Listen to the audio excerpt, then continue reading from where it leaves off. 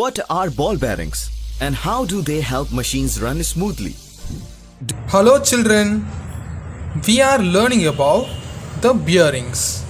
So what is a bearing and why we need this bearing? A bearing is having three components. One is the internal ring and the next is the external ring, and in between these two rings there are some tiny balls. So why we need it, let's check. Consider this biscuit as a wheel and this pencil as the shaft of a vehicle. So what we will do, we have to insert this pencil at the center of this wheel. Okay, now I have inserted the center of the biscuit with the pencil. So what happens is, this pencil acts as an axle and this biscuit acts as a wheel. So if we have connected the axle and the wheel without a bearing, right? So now what will happen, when the vehicle is moving, the wheel rotates by sliding on the surface of the pencil, that is the axle. Okay, so if we rotate it like this for a long time, then what will happen, then slowly the biscuit over here at the center around this shaft, that is the axle, will start to become a powder and it will change its shape. So this circular hole at the center will change its shape slowly and it will make a vibration in the wheel. So the wheel cannot rotate regularly and it will make a vibration in the vehicle. So can you understand this? You can see it. If we rotate it continuously, it will become into a powder. Similarly, the metal objects will also turn into a small powdered form when it is continuously sliding over a surface.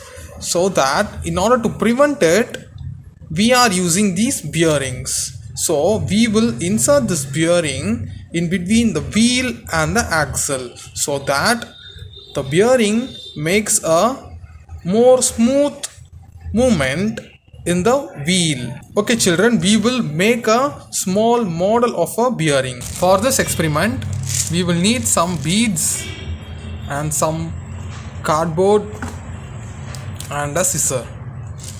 Cut the sheet of paper like this and roll it with your fingers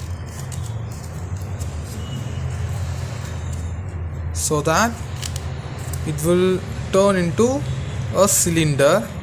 So now just leave it, so you can get a cylinder like this. So you can adjust the diameter of the cylinder according to the balls you have. So we have some balls like this.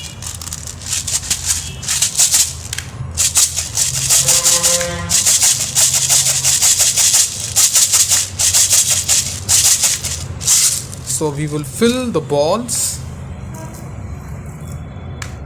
into this. Now check how many balls can be placed around the walls of this external ring. So now we are making the external ring and the ball assembly. So check the number of balls that we can place into the external ring's internal surface. So accordingly, according to the size of the balls and the internal dia you need, you can choose the size of this external ring. Okay, so I have some balls and I have chosen another ring. that is the internal ring. For that I have taken another sheet of paper that is smaller length than the previous one. So again we have to roll it.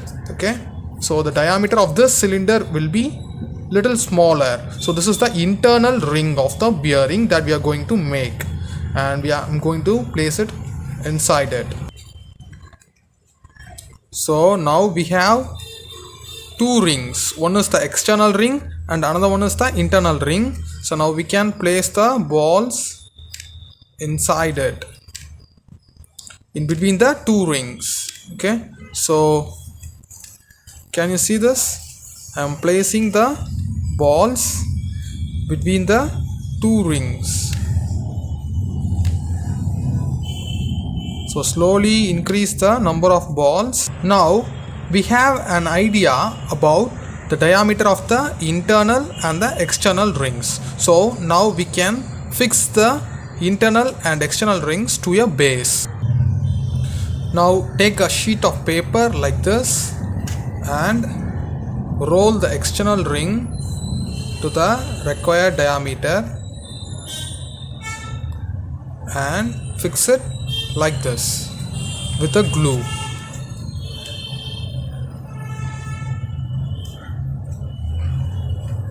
Kindly be careful while handling the glue.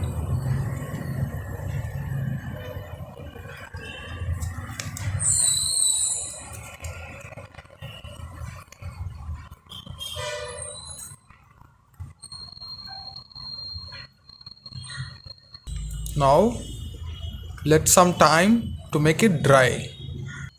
Once it's dried, just cut off the extra surface around the external ring. Kindly do it with the help of your parents. Be careful while handling the scissors.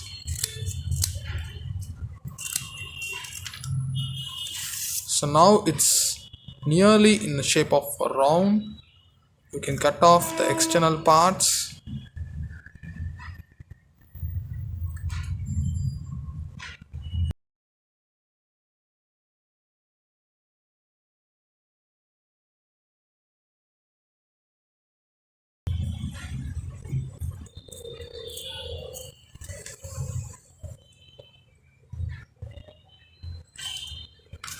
So now we have the external ring. So I hope it's dried, so we can add the bearings. So before that we can fix the size of the internal bearing also.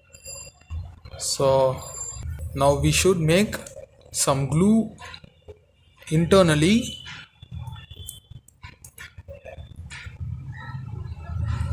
so that the internal ring can also be fixed.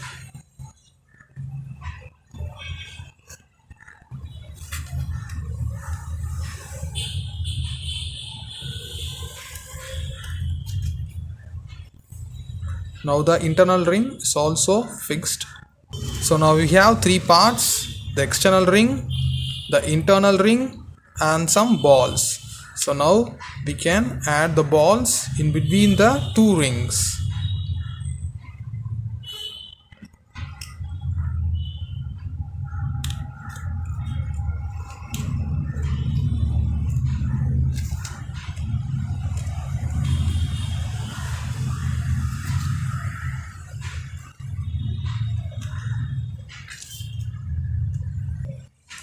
Children, can you see this?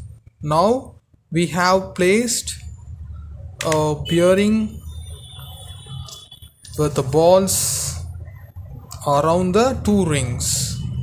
So we have now having two rings, one of this at the center and the other rings at the outer surface. So there are two rings, and now if we rotate this internal ring, then what happens? The balls are in contact with the internal ring and the external ring, and so what happens is the balls rotate. Now we have two bearings. One is the model bearing that we have made, and another one is the real bearing. So similar to the real bearing, the model bearing also has some balls. So in between the external ring and the internal ring. So here these rings are covered by a protective layer. So the balls are not visible. So in between these two rings there are some balls as shown in our model.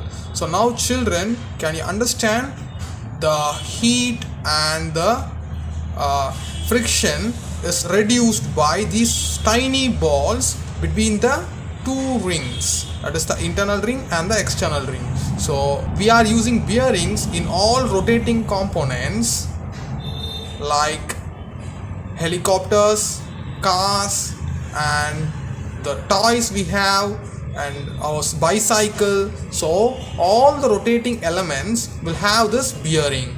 Okay children, we will learn about more interesting things in the upcoming session. Thank you.